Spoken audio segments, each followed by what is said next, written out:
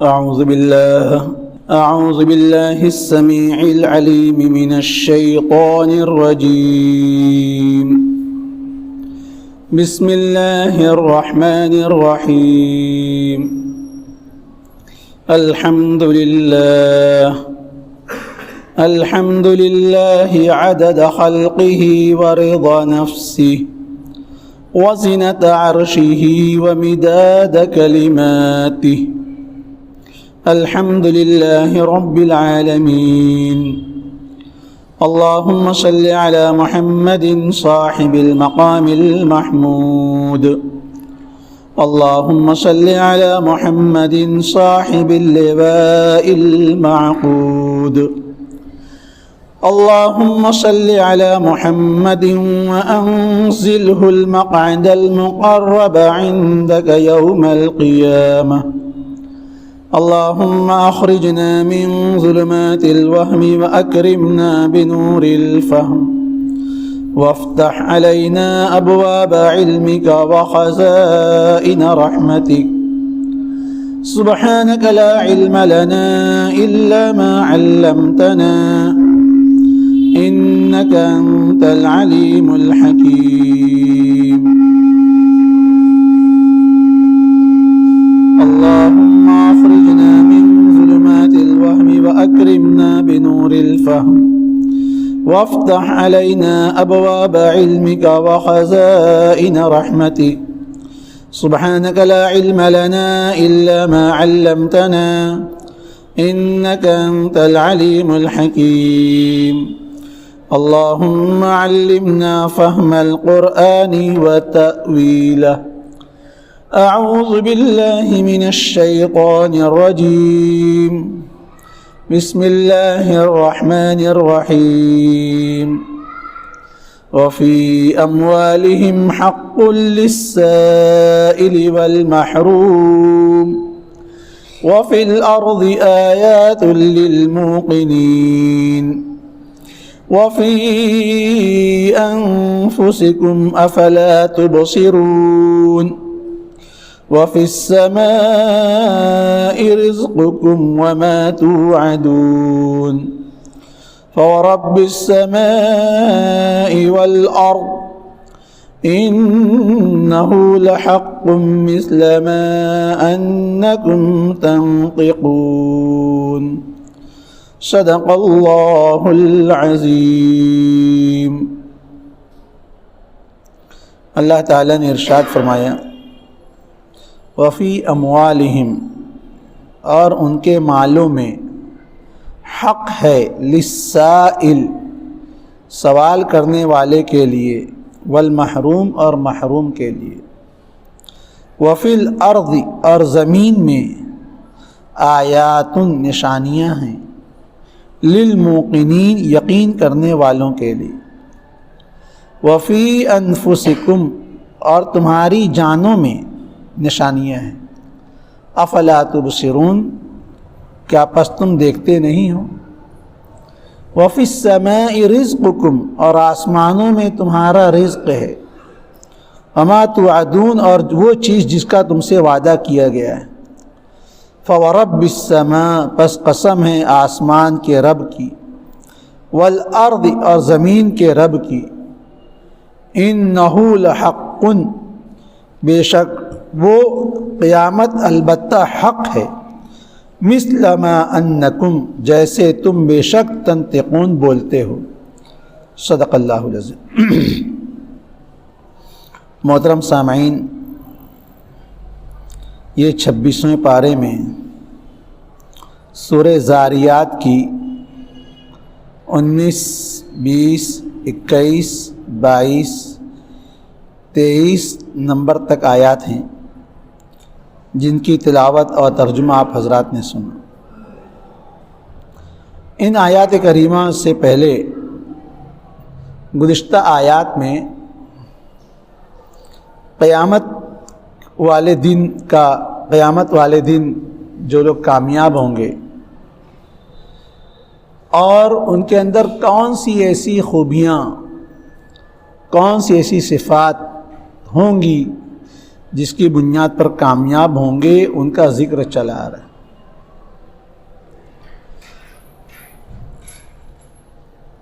ان سے یہ معلوم ہوا کہ جنت جو ہے اعمال کا صلہ ہے۔ قرآن کریم میں اللہ تعالیٰ نے ارشاد فرمایا وَتِلْكَ الْجَنَّةُ الَّتِي أُورِثْتُمُوهَا بِمَا كُنْتُمْ تَعْمَلُونَ، یہ جنت جس کا تم کو وارث بنایا گیا ہے، یہ ان اعمال کا صلہ ہے، ان اعمال کا بدلہ ہے جو تم دنیا میں کرتے تھے۔ سورہ الحاقہ میں اللہ تعالیٰ نے اہل جنت، ان کی کامیابی، ان کی کامرانی اور جنت کی نعمتوں سے ان کی ذخیرہ، ان کی لطف اندوزی کو بیان کرتے ہوئے فرمایا کلوا واشربوا ہنیئا، تم کھاؤ اور پیو آرام کے ساتھ، بما اسلفتم فی الایام الخالیہ، یہ بدلہ ہے ان اعمال کا جو تم نے گزشتہ زندگی میں کیا ہے، دنیا میں کیا ہے۔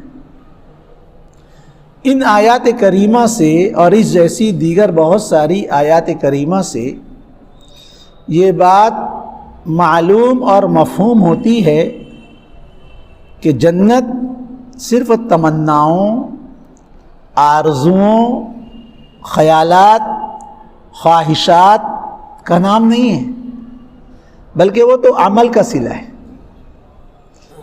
عمل ہوگا تو اللہ تعالیٰ ان نعمتوں سے نوازیں گے۔ یہ مضمون اگرچہ میرے درس قرآن سے متعلق نہیں ہے، لیکن اس مضمون کو آج کے اس وقت بہت زیادہ بیان کرنے کی ضرورت ہے۔ کیوں؟ اس لیے کہ آج لوگوں نے ایمان صرف ایمان کا نام سمجھا ہے، کلمہ پڑھ لیا اور ختم معاملہ۔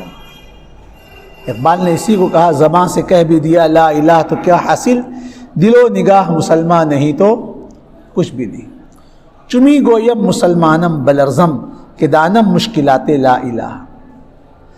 آج اس فکر و نظر کو بہت زیادہ شیئر کرنے کی ضرورت ہے کہ ایمان کے ساتھ اعمال صالحہ بھی ضروری ہیں۔ میں آپ کو قرآن کریم کا ایک انداز بتلا رہا ہوں، آپ اس کو لیجیے اور قرآن کو پڑھیے۔ قرآن کریم میں جہاں جہاں الذین آمنوا بتلایا گیا ہے، قرآن کریم میں جہاں جہاں الذین آمنوا بتلایا گیا ہے، اس کے فوراً ساتھ وعملوا الصالحات بھی آیا۔ آپ پڑھیے والعصر ان الانسان لفی خسر الا الذین آمنوا وعملوا الصالحات۔ سورہ بطین پڑھیے ان الذین الا الذین آمنوا وعملوا الصالحات لهم اجر غیر ممنون، یہ پڑھیے۔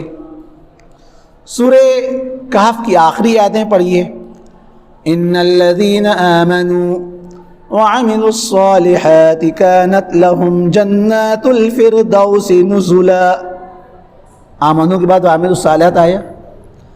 سورہ مریم کی آخری آیتیں پڑھیے ان الذین آمنوا وعملوا الصالحات سيجعل لهم الرحمن ودا۔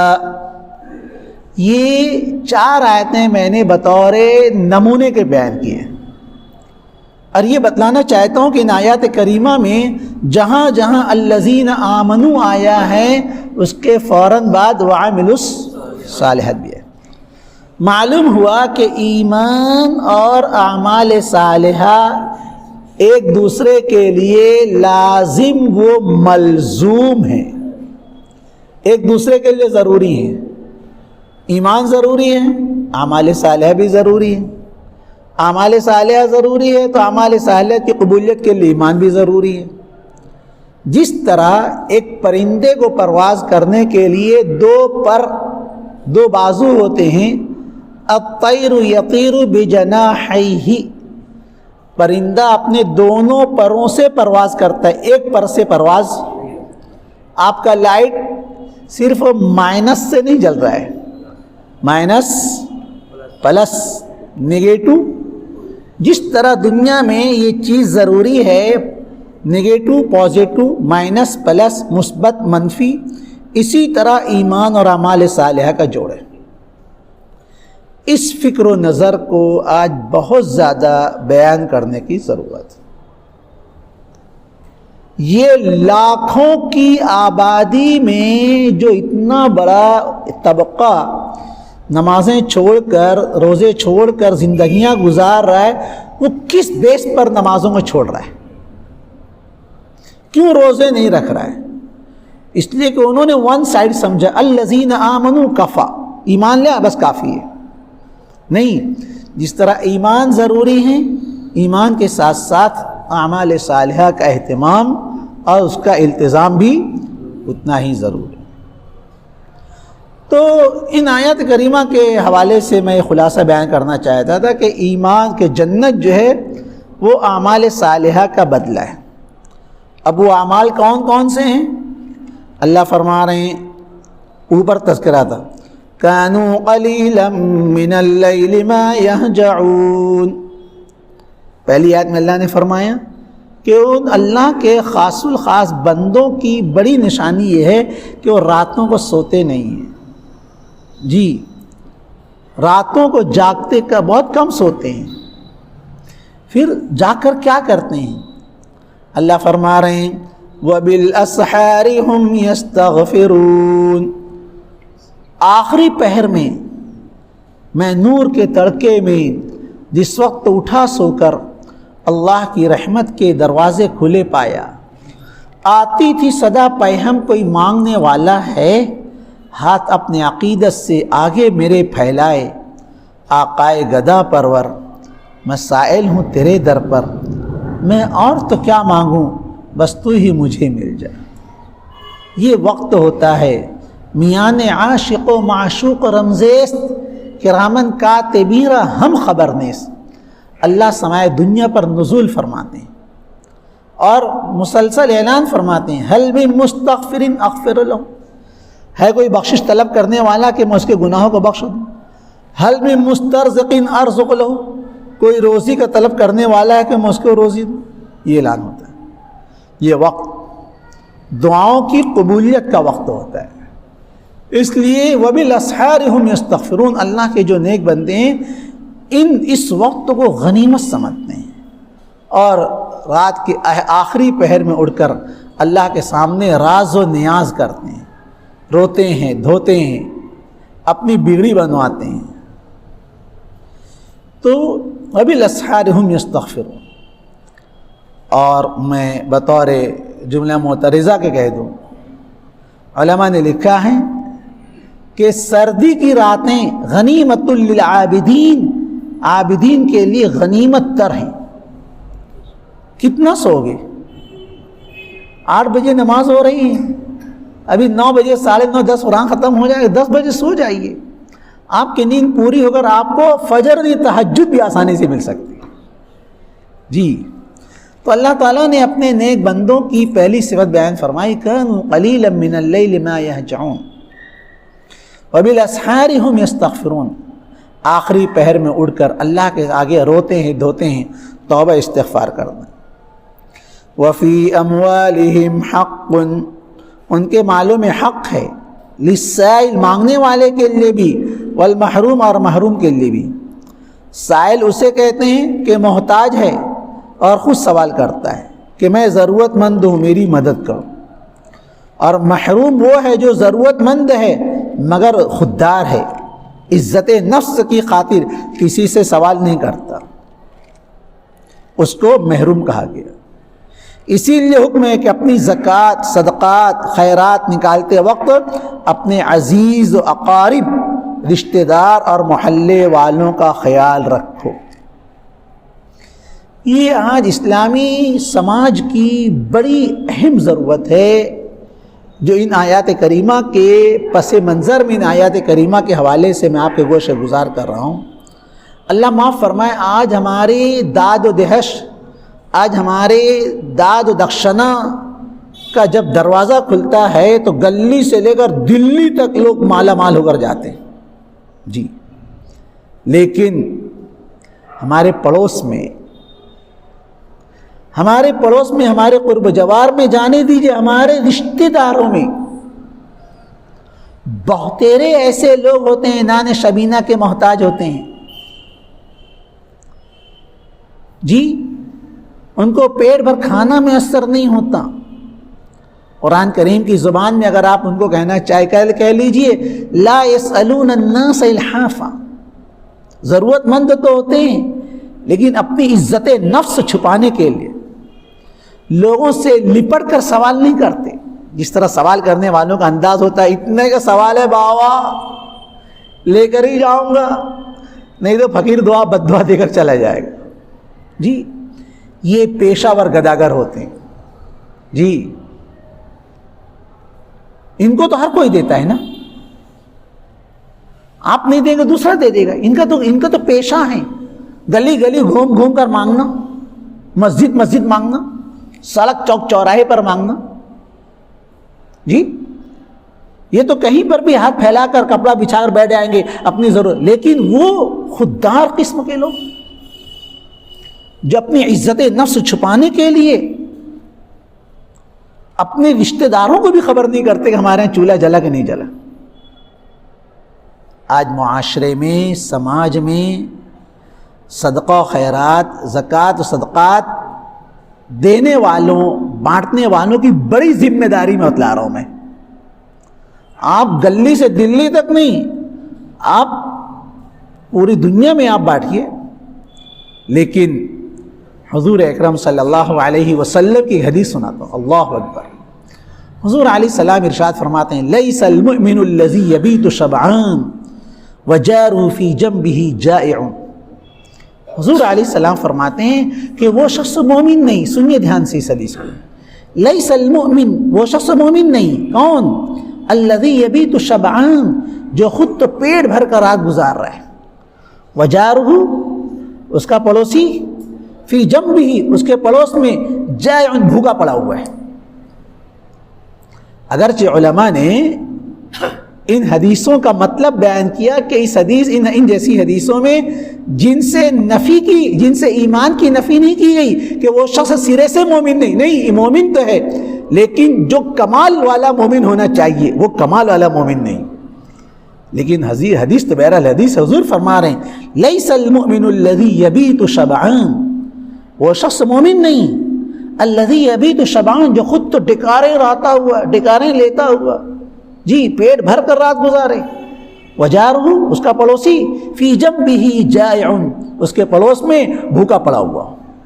معلوم ہوا ذمہ داری ہے، سب سے بڑی ذمہ داری اپنے پڑوس کی ہے۔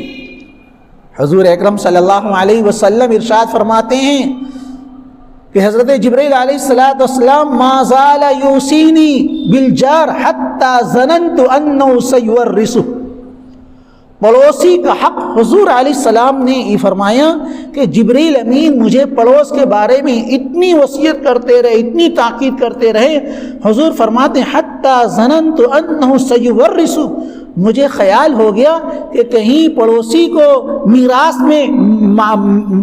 میں مستحق نہ بنا دیں، اتنا حق۔ آج پڑوس کا معاملہ کیا ہے جی؟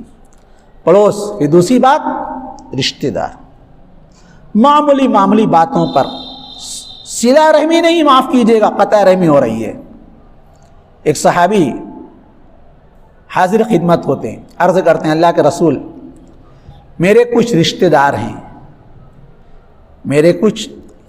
یہ حدیث سنیے اور یہ سمجھیے کہ یہ حدیث صحابی نے ہم میں سے ہر ایک کی جانب سے سوال کیا ہے۔ عرض کیا اللہ کے رسول میرے کچھ رشتہ دار ہیں، میں تو ان کے ساتھ وفاداری کا معاملہ کرتا ہوں، وہ میرے ساتھ بدسلوکی کرتے ہیں، میں تو ان کے ساتھ داد و دہش کرتا ہوں، لے دے کے چلتا ہوں، آپ کی زبان میں لے دے کے چلتا ہوں، وہ مجھے محروم کرتے ہیں۔ اللہ کے رسول میں تو انہیں معاف کرتا ہوں، وہ میرے ساتھ ظلم و زیادتی کرتے ہیں۔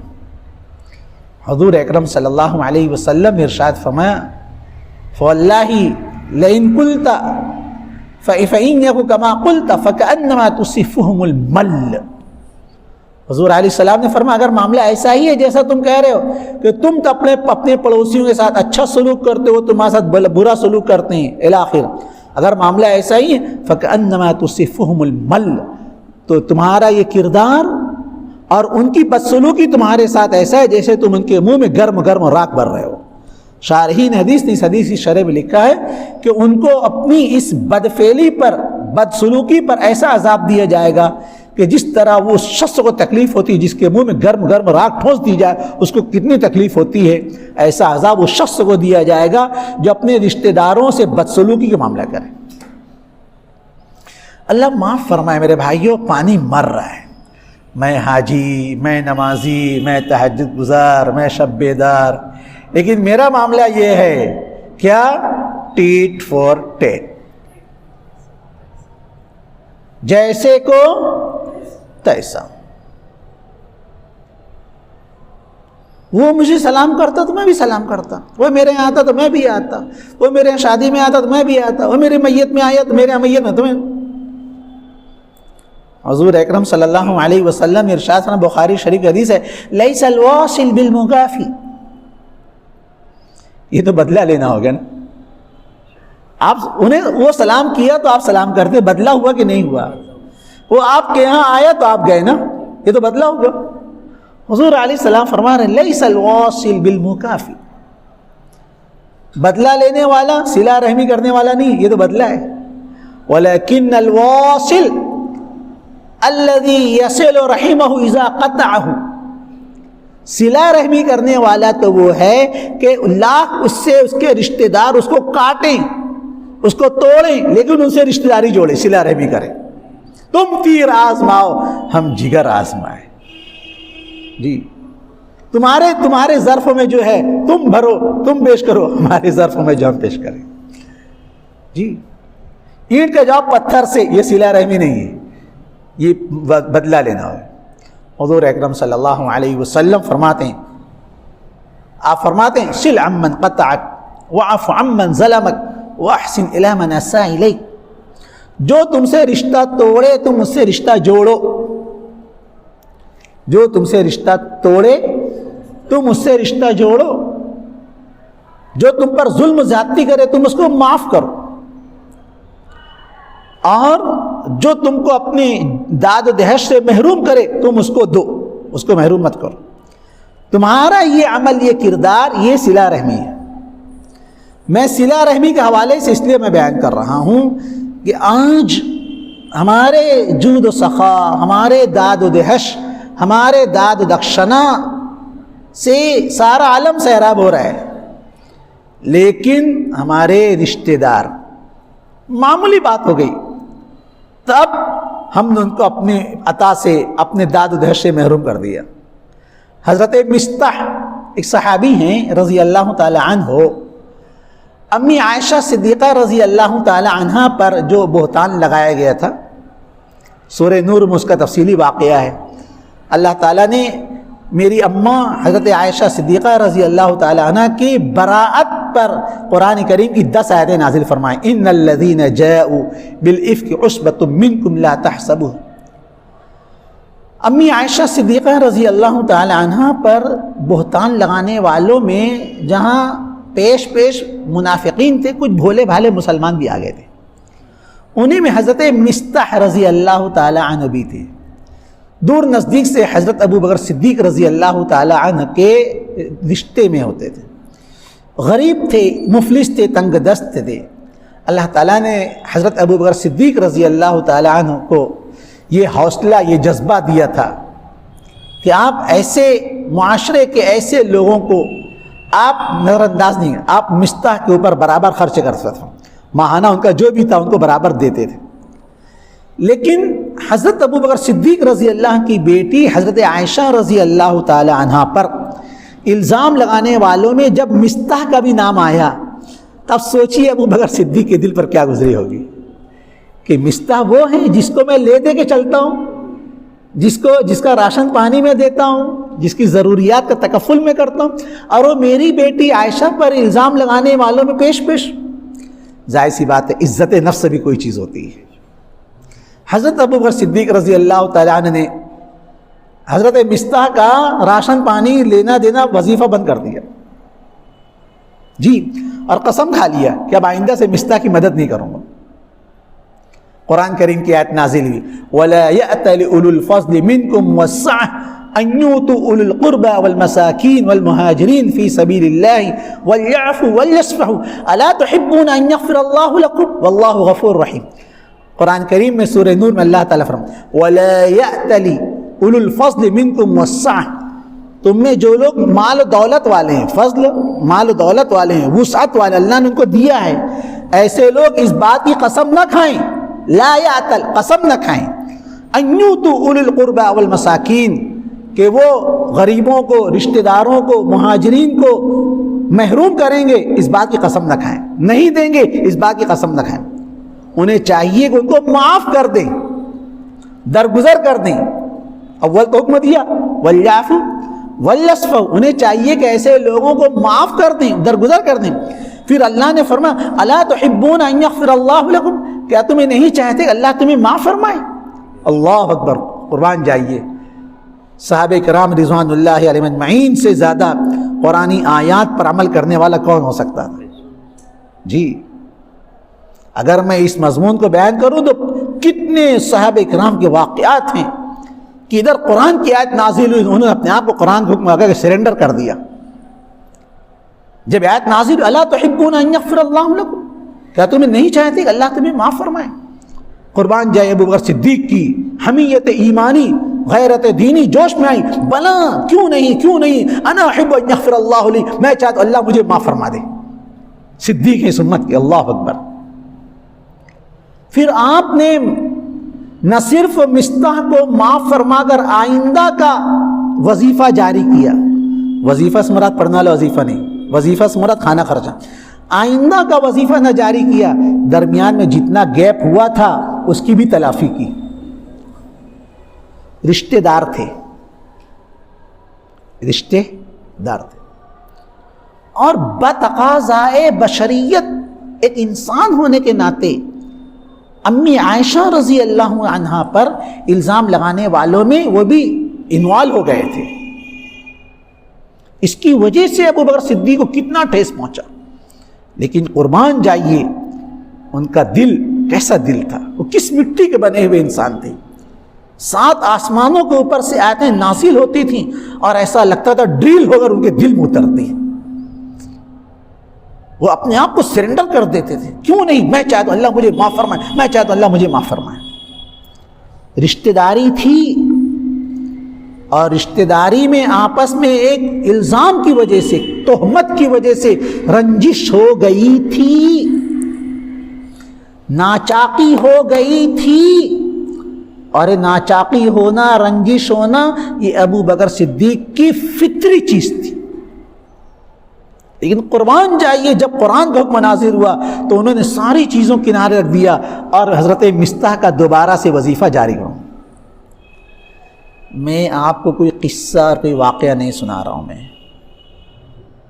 میں آپ کو آج ہمارے سماج کا ویک پوائنٹ بتلا رہا ہوں، میں دکھتی رگ بتلا رہا ہوں.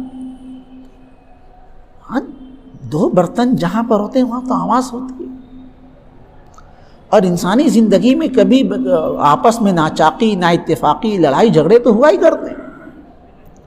لیکن اس کی وجہ سے پورے گاؤں میں ڈھنڈورا، آپ کے زکوٰۃ کا، آپ کے صدقات کا، آپ کے عطیات کا، اور آپ کے اپنے رشتہ دار، آپ کا بھائی، آپ کی بہن، پسر جس کا یوں صاحب تاج ہو، پدر جس کا یوں صاحب تاج ہو، پسر اس کا چادر کا محتاج ہو. جی، اوروں نے خوب مرغ مسلم بھی چور لیے، ہم ہیں کہ ان کا ڈیگے گرم ہی دیکھ رہے، بھی ڈیگی گرم ہو رہا ہے. اس مزاج کو خدا کے واسطے ختم کرو. ابھی گزشتہ اتوار کو میں دھلیا گیا تھا، ایک بہت بڑا پروگرام تھا، اس میں تاجر پیشہ حضرات کو بیسٹ تاجر کا ایوارڈ دینا تھا. بعد میں ان لوگوں نے جو اپنا اندیا پیش کیا وہ میں آپ کے سامنے، مجھے بہت پسند آیا، میں نے اس کو بہت سراہا.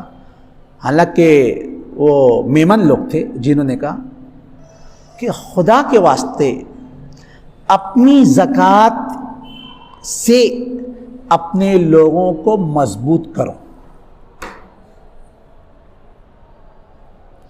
یہ ایک جملہ ہے لیکن اس کے آگے بہت کچھ چھپا ہوا ہے.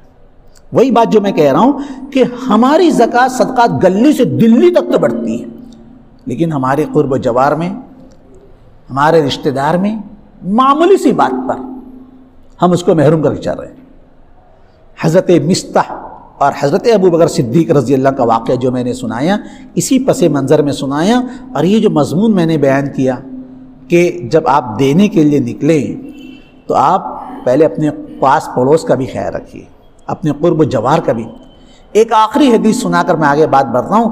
حضور اکرم صلی اللہ علیہ وسلم نے ارشاد فرمایا کہ وہ شخص ہم میں سے نہیں, من اصبح ولم يهتم بامر المسلمین فلیس منا, جو شخص اس حال میں صبح کرے کہ اس کو مسلمانوں کے معاملہ سے کوئی سروکار نہ ہو. حضور علیہ السلام فرماتے ہیں ایسا شخص ہم میں سے نہیں. جب مسلمانوں کی اجتماعیت سے کے متعلق آپ پہلو تہی کر کے اپنے آپ کو بچا کر حضور کی اس ارشاد کے شکار ہو رہے ہیں تو رشتہ داروں کو محروم کر کے آپ کیا ہوں گے؟ اس کے لیے خدا کے لیے اس مزاج کو بنائیے. جو خلاصہ میں نے بیان کرتا بیان کیا, اللہ تعالیٰ فرما رہے ہیں کہ محروم وہ ہے, ان کے مالوں میں حصہ ہے, حق ہے سوال کرنے والوں کے لیے بھی, محروم کے لیے. محروم وہ ہے جو حاجت مند ہے مگر باضمیر ہے, خوددار ہے, عزت نفس کی خاطر کسی سوال نہیں کرتا. اسی لیے حکم ہے کہ اپنی زکوٰۃ, اپنی صدقات, خیرات نکالتے وقت اپنے عزیز و اقارب, رشتہ داروں, محلے والوں کا خیال رکھو, کیونکہ آدمی کو اپنی عزیز رشتہ داروں اور محلے داروں کا علم ہوتا ہے, ان کے حالات سے واقف ہوتا ہے. یہ اور بات ہے, مسئلہ یاد رکھنا چاہیے کہ زکوٰۃ ہو, عشر ہو, زمین پیداوار کا 10واں حصہ ہو, صدقہ فطر ہو, نذر و منت ہو, قسم اور کفارے کا فدیہ ہو, یہ اس کو لگے گا جو ضرورت مند ہونے کے ساتھ ساتھ صحیح العقیدہ بھی ہو, نماز روزے کا پابند بھی ہو. اس معاملے میں بھی تھوڑا ہم کو اپنا نالج برابر کرنے کی ضرورت ہے. زکوٰۃ ہے, یہ جو میں نے کہا فطرہ ہے, منت کا فدیہ ہے, ان کو صدقات واجبہ کہتے ہیں. اور صدقات واجبہ کے لیے افضل یہ ہے کہ مسلمان کو دیا جائے. مسلمان کو, یہاں جو لکھا ہے نا صحیح العقیدہ, اس سے مراد مسلمان ہے. ہاں اس کے علاوہ عام خیرات جو زکوٰۃ نہیں ہے, فطرہ نہیں ہے, وہ صدقات نافلہ کہلاتے ہیں. یہ جو میں نے کہا زکوٰۃ, فطرہ, یہ صدقات واجبہ کہلاتے ہیں. ان کے لیے افضل ہے کہ مسلمان کو دیا جائے, مستحق کو. اور اس کے علاوہ جو صدقات نافلہ ہیں, عام خیرات, اب وہ غیر مسلموں کو بھی دے سکتے ہیں. یہ بات میں اس لیے بیان کر رہا ہوں کہ عید کے موقع پر ہمارے یہاں ایک مزاج ہوتا ہے, برادران وطن فطرہ دو بھائی فطرہ. آپ برادران وطن سمجھ رہے ہیں نا جی, غیر مسلم لوگ ہمارے علاقوں میں آتے ہیں, آپ ان کو صدقات واجبہ کے علاوہ صدقات نافلہ آپ دے دیجئے بطور خوشی کے, عیدی کے, جو بھی دے دیجئے. لیکن کوشش یہ کرنا چاہیے, علماء نے لکھا ہے, کوشش یہ کرنا چاہیے کہ صدقات واجبہ جو ہے یہ مسلمانوں کو دیا جائے. تو جو ضرورت مند ہونے کے ساتھ صحیح العقیدہ بھی ہو, نماز روزے پابندی. باقی دیتے وقت ڈھنڈورا پیٹنے کی بھی ضرورت نہیں کہ لے بھائی یہ زکوٰۃ ہے, یہ فطرہ ہے, ایسا بولنا بھی ضروری نہیں ہے. یہ بھی مسئلے کی چیز بیان کر رہا ہوں. اگر آپ کسی کو زکوٰۃ کی رقم دے رہے ہیں تو اس کو یہ بولنا بھی ضروری نہیں کہ زکوٰۃ ہے. آپ اس کا تھرمامیٹر آپ جانچ لیجئے کہ زکوٰۃ کا مستحق ہے کہ نہیں ہے. بس. اب فار ایگزامپل اس کا تھرمامیٹر کیا ہے؟ کوئی شخص زکوٰۃ کا مستحق ہے کہ نہیں ہے، آپ تو اس کا تھرمامیٹر یہ ہے کہ آپ کسی بہانے سے پوچھ لو بھائی تمہارے پاس 52.5 تولہ چاندی سونا وغیرہ تو نہیں ہے؟ جی اگر وہ 52.5 تولہ چاندی کا مالک ہے یا 1 تولہ بھی سونا ہے تو پھر خود اس پر زکوٰۃ واجب ہو رہی ہے. جی یا اور جو میں نے اس سے پہلے مختلف بیانات بتلایا ہے کہ زکوٰۃ کن کن چیزوں سے واجب ہوتی ہے. ایک تو 52.5 تولہ چاندی ہے، 1 تولہ سونا 10 روپیہ بھی ہے تو اس کی وجہ سے بھی زکوٰۃ واجب ہو جاتی ہے. دوسرا یہ ہے کہ کسی کے پاس 52.5 تولہ چاندی سونا نہ بھی ہو لیکن اتنی مالیت ہو جس کو کیش کہتے ہیں جو 52.5 تولہ چاندی کی قیمت بن سکے. فار ایگزامپل آج کے زمانے میں 25,000 روپیہ آپ لم سم پکڑ لیجئے، 25,000 روپیہ 52.5 تولہ چاندی کی قیمت ہے. اب تمہارے پاس 52.5 تولہ چاندی کی قیمت 25,000 روپیہ ہے، یہ تمہارا خود کا ہے اور سال گزرنے کے بعد بھی تمہارے پاس موجود ہے، تمہارے پر کسی قرضہ بھی نہیں ہے، تب خود تمہارے پاس زکوٰۃ واجب ہو رہی ہے. اس کی وجہ سے تم زکوٰۃ کیا لوگے؟ خود تم کو اپنے مال کی زکوٰۃ دینی پڑے گی. تیسری چیز، آپ کے پاس آپ کے رہتے گھر کے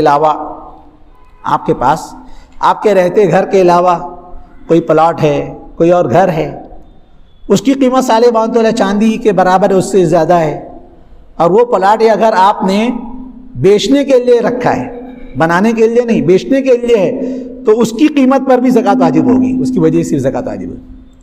زکوٰۃ کے مسائل ہیں.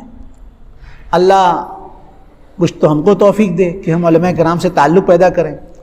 اور میں صاف صاف لفظوں میں کہتا ہوں آج امت کے اندر اتنی طلب نہیں ہے کہ لوگ ہمارے پاس آئیں. لوگ تو صرف چند مسائل کو آستے آتے ہیں. جی میں نے غصے میں 3 مرتبہ بول دیا، اب وہ کیسے حلال ہو میرے واسطے. اب مرغی کٹ گئی، اس کو کیسے ذبح کرا؟ وہ ڈاکٹر تھوڑی نا اس کو ٹانکا لگاتے بیٹھیں گے. صاحب میرے ابا کا انتقال ہو گیا اور میرے ابا کے مال میں میرا کتنا حصہ ہے؟ بس چند مسائل ہیں. میں امت سے بہت قریب تعلق رکھتا ہوں. امت کتنی دور ہے دین سے میں بتلا نہیں سکتا ہوں. یہ چہرے پر داڑھی ہے، حاجی ہے، نمازی ہے، سب کچھ ہے. اللہ معاف فرمائے 10 میں سے 2 لوگ 8 لوگ ایسے نکلیں گے جن کی دعا قنوت یاد نہیں. 10 میں سے 5 لوگ ایسے نکلیں گے جن کو 4 سورتیں مکمل یاد نہیں. امت بہت بے طلب ہے. اس کے لیے میں صاف لفظوں میں یہ کہنا چاہتا ہوں کہ مساجد کے ائمہ کی، مساجد کے ذمہ داروں کی ضرورت ہے کہ اپنی مسجدوں سے ایسے بیانات کروائیں جس میں امت کو یہ مسائل بیان کیے جائیں. میں صاف لفظوں میں کہہ رہا ہوں. آپ ہاتھ پر ہاتھ رکھ کر مت بیٹھے رہو کہ لوگ آئیں گے تم سے مسئلہ پوچھنے واسطے. مفتی تقی عثمانی صاحب اس وقت آل ورلڈ پیمانے کے مفتی ہیں، فرماتے ہیں کہ اب امت کو اس کی ضرورت ہے کہ علماء کرام اور مفتیان اعظام اپنے گوشہ نشینوں سے اٹھ کر مارکیٹوں میں آئیں، بازاروں میں آئیں، اور جو نت نئی ایجادات آ رہی ہیں اس پر آن دا اسپاٹ ریسرچ کریں اور ریسرچ کر کے اس کے فتویٰ صادر کریں کہ تمہارے واسطے جائز ہے کہ ناجائز. تو لوگ تمہارے پاس نہیں آئیں گے. مساجد کے ذمہ داروں کی ذمہ داری میں بیان کر رہا ہوں کہ اپنے مساجد سے اس قسم کی ضرورت کے بیانات کروائیں. کب تک امت ایسے غفلت میں، جہالت میں ڈوبی رہے گی؟ آج سے کئی سال پہلے جب میں نے میری مسجد میں 10 سال یا 12 سال پہلے میں نے میری مسجد میں وہ مسئلہ بیان کیا تھا کہ جس کی وجہ سے قربانی واجب ہوتی ہے. آپ کو یقین آئے گا ایک دوسرے محلے کا نوجوان جو میری مسجد میں جمعہ پڑھنے کے لیے آتا ہے، اس نے جمعہ کی نماز پڑھ کر فوراً پہلے بینک گیا، پیسہ نکالا اور جانور خرید کر لایا، پھر مجھ کو فون کیا، مولانا آج آپ کا بیان سن کر میری آنکھ کھلی ہے کہ مجھ پر زکوٰۃ قربانی واجب ہوتی. آپ نے جو تھرمامیٹر بیان کیا اس تھرمامیٹر کے حساب سے تو 10-20 سال سے مجھ پر قربانی واجب ہو رہی تھی، میں نے قربانی کیا ہی نہیں. اس کا ذمہ دار کون؟ اور اگلی بات میرا درس قرآن چونکہ میری مائیں بہنیں بھی سن رہی ہیں، میں اگلی بات 2 جملے میں کہنا چاہتا ہوں کہ زکوٰۃ اور قربانی واجب ہونے کے معاملے میں مردوں سے زیادہ عورتوں پر زکوٰۃ اور قربانی واجب ہوتی ہے۔ کیوں؟ اس لیے کہ ایک بہن کی، ایک مہیلا کی، ایک بیٹی کی جب شادی ہوتی ہے تو اس کے میکے سے اور اس کے سسرال سے اتنا زیور اس کو ملتا ہے کہ جس کی وجہ سے اس پر زکوٰۃ بھی واجب ہوتی ہے، قربانی بھی واجب ہوتی ہے۔ اس بیچاری کو معلوم ہی نہیں ہے، وہ قربانی نہ کرنے، زکوٰۃ نہ ادا کرنے کے گناہ میں مبتلا ہو رہی۔ اس کا ذمہ دار کون؟ اس کے لیے میرے بھائیوں میں کیا بیان کروں؟ میں درس قرآن بیان کرنے آتا ہوں، کوئی مسئلہ مسائل بیان کرنے نہیں آتا ہوں، لیکن ایک بات کی بات چلے میں بتلا دیا کہ صدقات واجبہ جو ہیں، جیسے زکوٰۃ، فطرہ، منت کا فدیہ، اس کو صدقات واجبہ کہتے ہیں۔ اس کے ادا کرنے میں کوشش کرنی چاہیے کہ مسلمان کو دینا چاہیے۔ ہاں، صدقات نافلہ آپ دیگر کو بھی۔ فرمایا یاد رکھنا چاہیے کہ زکوٰۃ، فطرانہ، نذر و منت، قسم اور کفارے کا فدیہ اس کو دیں جو ضرورت مند ہونے کے ساتھ صحیح العقیدہ ہو اور نماز روزے کا ہی پابند ہو۔ باقی دیتے وقت ڈھنڈورا پیٹنے کی بھی ضرورت نہیں ہے کہ ہاں بھائی یہ زکوٰۃ کی رقم ہے، یہ فطرانہ ہے، یہ میں تجھے عشر دے رہا ہوں، یہ بولنے کی بھی ضرورت، بلکہ فقہاء کرام نے فرمایا کہ ان الفاظ کا استعمال اچھی بات نہیں ہے۔ اس کو کہو لے بھائی یہ تمہاری مدد ہے، آپ نیت کر لو کہ ہاں یہ زکوٰۃ کا ہے، اس کو بتلانا ضروری نہیں۔ ہاں بہت بڑی بات ہے۔ گزشتہ کئی سال پہلے میں خود مفتی سراج صاحب دامت برکاتہم سے اس مسئلے کو میں نے پوچھا تھا، اور آج یہاں پر کتاب کے حوالے سے میں کہہ رہا ہوں کہ آپ اپنی زکوٰۃ دینے کی نیت کر لو۔ سامنے ہمیں کہہ رہا تھا سامنے والا زکوٰۃ کا مستحق ہے کہ نہیں، اس کا تھرمامیٹر بھی کر رہا تھا۔ آپ کی نظر میں سامنے والا زکوٰۃ کا مستحق ہے، آپ زکوٰۃ دینے کی نیت کر لو اور آپ اس کو دے دو، بھائی میں تیری تمہاری مدد ہے، بس آپ کی زکوٰۃ ہوگی۔ اس کو بتلانا بھی ضروری نہیں کہ ہاں یہ زکوٰۃ کی رقم۔ ہاں اب یہاں پر درمیان میں ایک بات بطور جملہ معترضہ کے میں اور کہہ دیتا ہوں۔ ہم لوگ مدارس کا چندہ کرتے ہیں، کرتے ہیں۔ اب جب آپ بتلاتے ہیں میرے ابا کے نام سے یہ لو اتنا پیسہ ہے، ہم پوچھتے ہیں کس مد میں لکھیں؟ مد ہے نا، زکوٰۃ ہے، ایک عطیہ ہے، صدقہ ہے، تو آپ بہت بھولے پن لکھ لو مولانا جو بھی آپ کو سمجھ میں آئے۔ جی اگر یہ زکوٰۃ ہے تو آپ اس کو زکوٰۃ لکھوائیے۔ کیوں؟ یہاں پر جو ہے کئی مدارس میں کئی طرح کی آمد ہوتی ہے، کچھ زکوٰۃ ہوتا ہے، کچھ عطیہ ہوتا ہے اور کچھ صدقہ ہوتا ہے۔ تو مسئلہ یہ ہے کہ زکوٰۃ کا جو پیسہ ہوتا ہے یہ مدرسے کی نہ بلڈنگ کو لگ سکتا ہے، نہ مدرسے کے اسٹاف کو لگ سکتا ہے، جی نہ مدرسے کسی اور چیز کو۔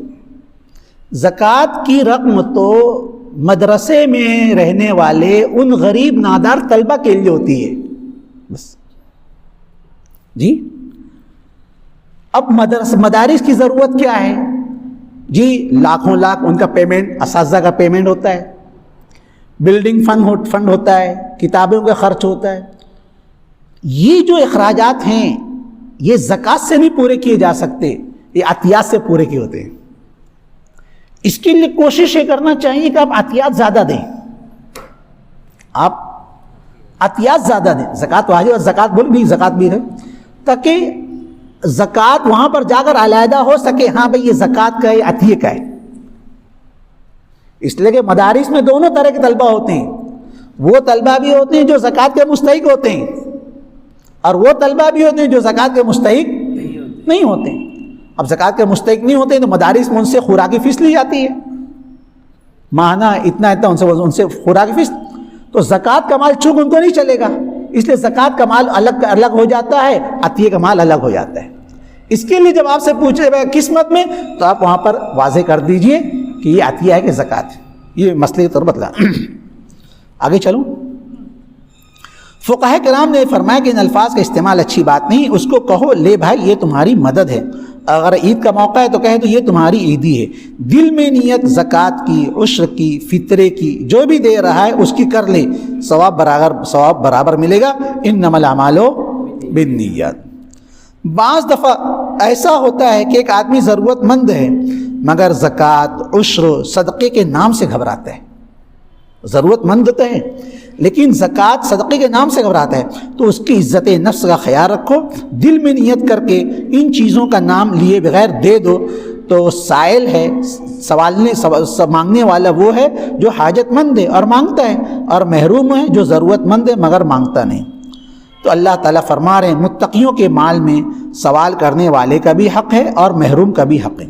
وَفِي الْأَرْضِ آيَاتٌ لِّلْمُوقِنِينَ، زمین میں اللہ تعالیٰ کی قدرت کی بے شمار نشانیاں ہیں۔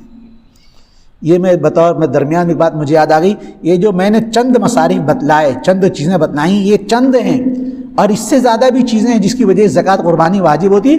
وقت اور موقع پڑنے پر اپنے علماء سے اس کو پوچھنا چاہیے اور بیانات میں اس کا ہونا چاہیے۔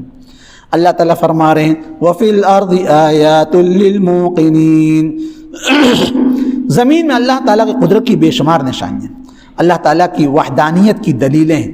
کیا کی دیں؟ اللہ ایک ہے۔ مثلاً سب سے بڑی دلیل اللہ فرما رہے ہیں لَوْ كَانَ فِيهِمَا آلِهَةٌ إِلَّا اللَّهُ لَفَسَدَتَا، کائنات عالم کا نظام اگر دو خداؤں کے ہاتھ میں ہوتا، جی دو خدا ہوتے تو کائنات کا نظام درہم برہم ہو جاتا ہے۔ ایک خدا بولتا بارش برسانے کا، دوسرا بولتا بارش نہیں برسانے کا، یہ نظام درہم برہم۔ یہ نظام عالم بتلا رہا ہے کل فی فلک یسبحون، اللہ نے کائنات کی ہر مخلوق کو جس جگہ جس کام پر متعین کر دیا ہے وہ برابر اپنا کام کر رہی، اس سے ایک لمحہ بھی سر منہ انحراف نہیں کریں۔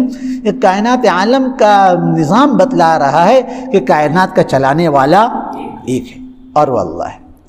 وَلِلَّهِ فِي كُلِّ تَحْرِيكَةٍ وَفِي كُلِّ تَسْكِينَةٍ شَاهِدٌ وَفِي كُلِّ شَيْءٍ لَهُ آيَةٌ تَدُلُّ عَلَىٰ أَنَّهُ وَاحِدٌ، ہر چیز میں اللہ تعالیٰ کی قدرت کی نشانی ہے۔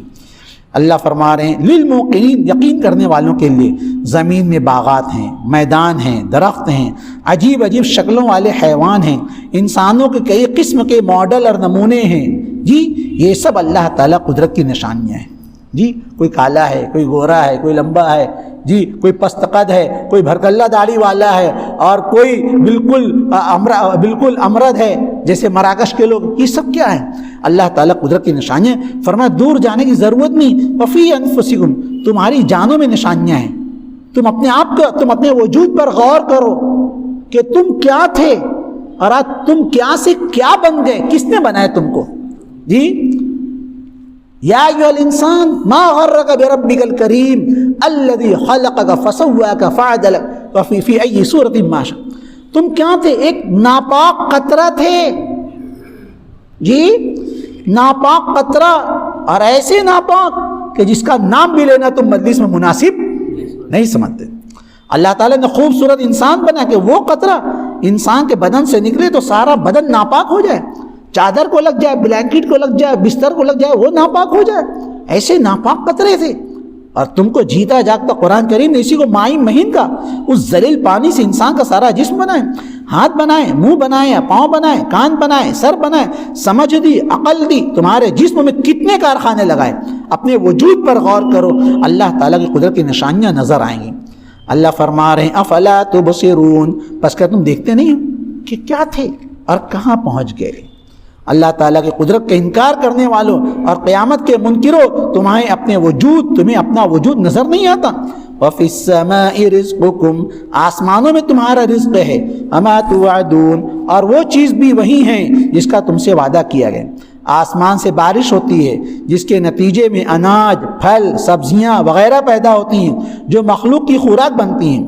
دوسری بات یہ کہ ہر چیز کا حکم تو آسمان ہی سے آتا ہے، تو تمہارے رزق کا مرکز تو آسمان ہے کہ ہر چیز کا فیصلہ آسمان سے ہوتا ہے۔ تو ایک عجیب و غریب بات مفسرین نے جو کچھ لکھا ہے اس میں تو کوئی شک و شبے والی بات نہیں۔ اللہ تعالیٰ کبھی کبھی مشاہدے میں ایسی باتیں بیان فرما دیا کرتے ہیں۔ حضرت مولانا صفدر صاحب جو احناف کے وکیل بیرسٹر کہلاتے ہیں، اور فرماتے ہیں کہ ہم لوگ ایک گاؤں میں بیٹھے کہ بارش شروع ہو گئی، وہاں بارش شروع ہوئی، دیکھا کہ پانی کے ساتھ ساتھ مچھلیوں کی بھی بارش ہو رہی، لو اللہ بتلا دے، وفی السماء، آسمان میں تمہارا رزق، تو تمہارے رزق سے مت سمجھو کہ صرف پانی ہی ہے جی، کیوں بنی اسرائیل کا من و سلوہ نہیں نازل ہوا جی؟ اور یہاں پر بتلا رہے ہیں کہ غالباً 12-13 مئی 2014 کا واقعہ ہے، ایکسپریس اخبار میں خبر آئی کہ سری لنکا میں مچھلیوں کی بارش ہوئی، اللہ اکبر۔ اللہ تعالیٰ فرما رہے ہیں وَفِي السَّمَاءِ رِزْقُكُمْ، آسمان میں تمہارا رزق ہے، تو اللہ تعالیٰ کا حکم ہوگا تو تمہیں رزق ملے گا، اور جتنا حکم ہوگا اتنا ہی ملے گا۔ کتنے آدمی ایسے ہیں کہ ساری عمر تڑپتے رہتے ہیں لیکن سیر ہو کر کبھی کھانا نصیب نہیں ہوتا، اور کتنے آدمی ایسے ہیں کہ اپنے دفتروں میں بیٹھے ہیں اور اپنی دولت کا شمار نہیں کر سکتے۔ لیکن ایک بات یاد رکھنا، دولت کماتے وقت حلال و حرام کا فرق ضرور رکھنا۔ حدیث میں آتا ہے جس کے بدن میں حرام کا، سود کا ایک ذرہ بھی ہوا، فالنار اولا بھی، دوزخ، فالنار اولا بھی، دوزخ کی آگ اس کے لیے بہتر ہے، وہ دوزخ میں جائے گا، جنت میں جانے کا مستحق نہیں۔ آج تو حال یہ ہے کہ حلال حرام کی تمیز ہی ختم ہو گئی۔